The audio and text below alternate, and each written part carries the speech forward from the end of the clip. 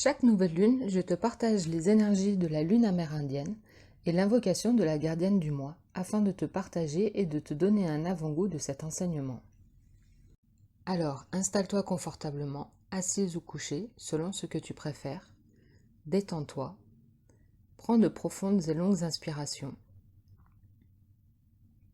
La lune amérindienne de septembre se nomme la lune des récoltes, du chasseur ou la lune du cornu. C'est le temps de l'abondance et des récoltes. Il est temps de se préparer pour la saison froide, mettre en bocaux, ramasser le bois, faire sécher les dernières herbes. Cette lune nous invite tant à trier et à nettoyer nos espaces de vie que nos espaces intérieurs. La lune du cornu fait référence au cerf. Roi de la forêt, c'est celui aussi qui guide les âmes, qui aide à faire le passage entre la mort et la renaissance. Ses ramures sont le symbole du cycle de la vie. En cette période de transition, entre l'été et les prochains jours froids, la tristesse ou la mélancolie peuvent se manifester. Écoutons ces émotions qui sont porteuses de messages et invoquons le cerf afin de nous aider dans cette transition.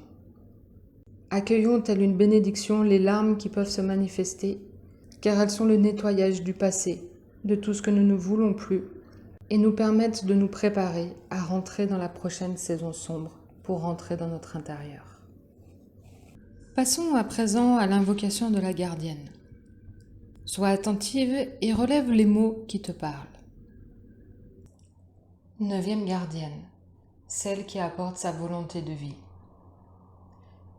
Gardienne des rêves de demain, mère de l'étoile filante dans la nuit, montre-moi comment vivre ma vérité et porter mes rêves dans la lumière. Apprends-moi comment utiliser ma volonté en vivant la vérité que je trouve à l'intérieur, en découvrant chaque partie de moi où l'ombre et la lumière s'unissent. Laisse-moi chanter le chant du futur et englober tout ce qui sera, en privilégiant les lois de la nature pour tous les êtres, les pierres, les arbres. Mère, je te vois dans le soleil couchant et je t'entends dans la pluie. Tu m'apprends la connaissance intérieure à travers le doux refrain de ton cœur. Passons à présent à la guidance du mois de la gardienne qui apporte sa volonté de vie. Je t'invite à choisir un chiffre entre 1 et 3. Et puis nous allons commencer par la première carte, qui est poser ses limites. Nous l'avons déjà tiré le mois dernier. Donc si ce n'est pas encore fait, peut-être que voici un nouveau message qui t'invite encore à redéfinir tes limites, à être au clair avec toi-même, savoir oser dire oui ou non quand c'est juste pour toi. En effet, lorsque nous ne sommes pas au clair avec nous-mêmes et que nos limites sont floues, on va dire, cela entraîne une déperdition d'énergie. Et inconsciemment, la personne en face va le sentir. Et donc, on va dire peut-être que pour les plus manipulateurs, entre guillemets, ça va être une brèche dans laquelle ils vont pouvoir s'engouffrer. Et du coup, peut-être s'insinuer et vous faire douter, peut-être accroître les peurs. Ça permet toujours de revenir à soi et de se dire avec quoi je suis d'accord et avec quoi je ne suis pas d'accord. Et qu'est-ce qui fait sens et qu'est-ce qui est bon pour moi. Ce qui permet ensuite, lorsque on pose un oui ferme, cela permet aussi aux personnes les plus généreuses de donner inconditionnellement et de choisir à qui elles donnent.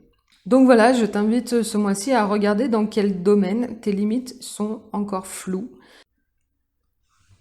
Alors, pour la carte numéro 2, c'est le temple intérieur.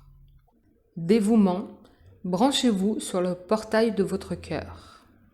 Cette carte nous invite à être dévoués à notre propre cœur. Ainsi, trouver une pratique quotidienne, que ce soit de la méditation ou même de l'écriture, du chant, récitation de mantras ou quoi que ce soit.